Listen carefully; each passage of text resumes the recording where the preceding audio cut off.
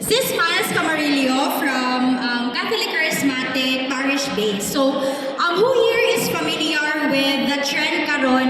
The glass is half empty and half full. Can say familiar? Half empty and half full. Murag gamay ra no? So, kani siya trend ni siya sa Facebook karon and even sa TikTok. So, kani siya mga brothers and sisters, ato ni siyang buhaton karon. Are you ready? Are you ready? Okay, so buhatan to siya gamay nga twist, no? Kaya di man siya nato siya fully mabuhat. So, karon brothers and sisters, naatay glass dere.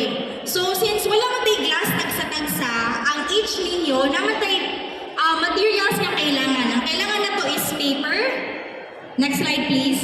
Paper, pen, and phone. Naaro ba na? Naaro ba? Sige, paon sa nato. Paper, pen, and phone na to, brothers and sisters. Kaya naman tayo small activity. Sige, so sila nanay, naginahinay, nagtanaw no, sa ilang bag. Ang atong mga youth po, naginahinay o pangayo. Kaya murag walay na lang ballpen.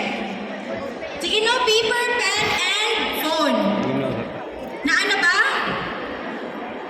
Sige, 10 seconds. Sige, let's give time for others nga nangita pa.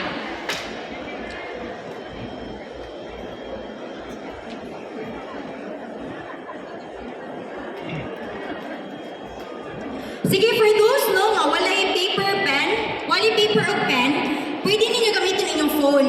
Mag-write down lang ta dito, pero di sa dato tanawon sa ang notification, no? Kay napumunta diri karon. So let's focus on what we have in our topic for today. Our sharing for today. So na natin paper, pen, and phone. Or ang others, gagamit lang sa ilang phone. What you do, brothers and sisters, first instruction is you draw an empty glass. Okay? Draw an empty glass.